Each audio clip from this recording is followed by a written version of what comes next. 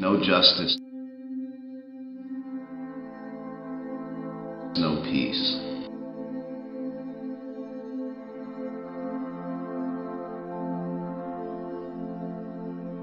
Justice, to me, means that each individual, not some individuals, not most individuals, but each individual feels as though he or she has gotten a fair shake. Ultimately, justice comes down to very personal understanding of life, because it can't be a theoretical understanding of what we think should be correct.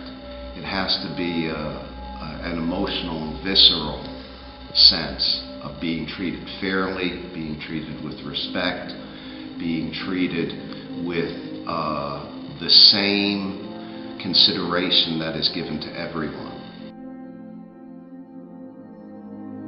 Justice is a state where there is order and balance, but the idea of justice is not completely black and white.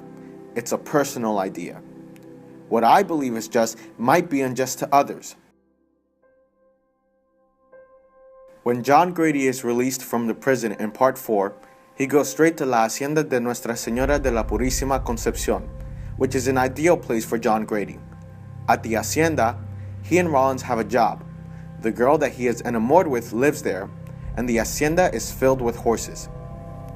When he returns, he speaks with Doña Alfonsa, who confronts John Grady about lying to Don Hector when Don Hector asked John Grady if he and Rollins came alone on page 116.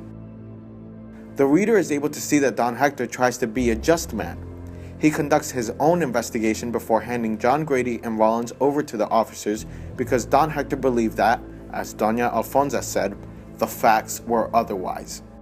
Don Hector gave John Grady an opportunity to confess and tell him everything that has happened to him and Rollins up to the point of arriving to the ranch. At the end of Part 2, the reader can assume that justice is served in the eyes of Don Hector because John Grady and Rollins did not trust Don Hector enough to explain their situation. But justice is not served in the eyes of John Grady and Rollins because they know that they are being falsely accused. John Grady remains an unjustified character to the Rocha family by the end of the book. Social justice would mean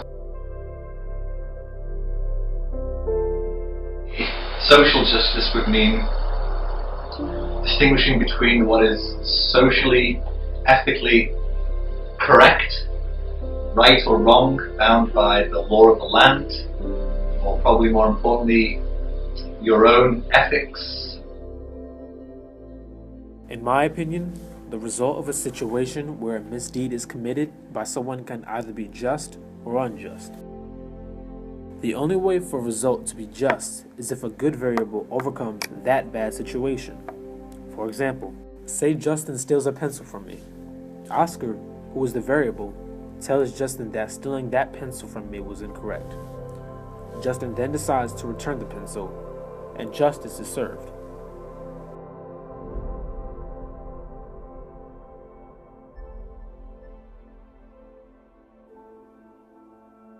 Alfonso tells the story of Francisco Madero and how he became the first democratically elected president of Mexico. Madero, even before his run for presidency, put out a good name for himself by performing many good deeds for the people of Mexico. Francisco helped set up schools for the poor children, fed people from his own kitchen, and dispensed medicine for the ill. Alfonso believed that Diaz ran the country irresponsibly. Porfirio Diaz, dictator of Mexico, developed a bad reputation in her eyes, and probably in the eyes of many as well. She says, quote, "This country to me was like a rare vase being carried about by a child." Justice is served when Diaz was made to flee, and Francisco won the presidency by popular vote. Justice is an important concept. Kind of interesting. The old man was a lawyer, and so we used to argue about justice frequently. Justice is totally different than the law, and you would think that the law actually supports justice, but actually the law simply supports logic. example of justice in All the Pretty Horses is in Part 4. As John Grady rode around the border of Mexico to find the true owner of Blevinson's horse, 3 men claimed it to be theirs. John Grady decided to take the situation to court.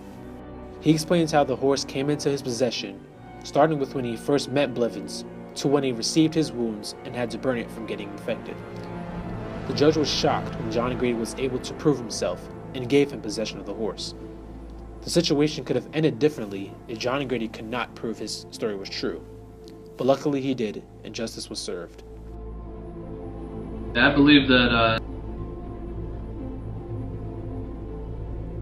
justice is finding the right outcome for the right situation. It's a lot about truth and honesty in matters, and that ultimately the right thing happens.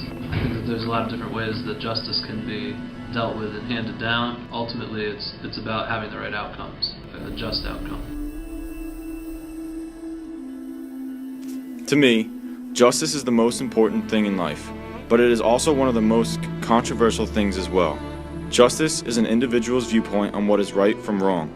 Although it can be universal, justice is predominantly different in each person's perspective of it. I view justice as the ultimate price you pay for your actions. If all you do in life are malicious actions, justice will eventually catch up to you and it won't be pretty. However, it works the other way as well. Somewhere down the road, a person will be dealt with justice for the good they did. Having said this, a lot of things go unnoticed in life. That is a fact. But at the end of the day, justice is served, and the things that went unnoticed will either benefit or suffer.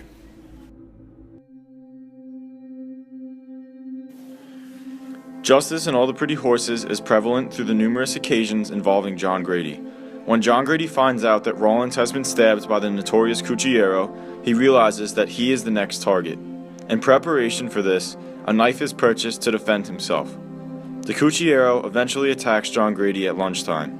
He proceeds to slice and cut him until finally, while laying on the ground, John Grady counters the Cuchillero's final attack by stabbing him in the heart, killing him. Even though both Rawlins and John Grady were critically injured, justice was served. The Cuchillero was killed.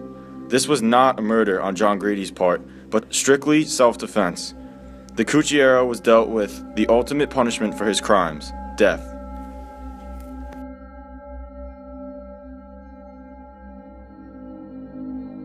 When you Google the word justice, an image of a blindfolded woman with a scale and sword appear.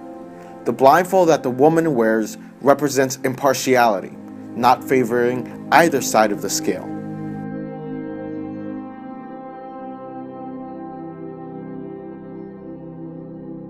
In every situation, the outcome is not so black and white. What is just for someone can be unjust for someone else.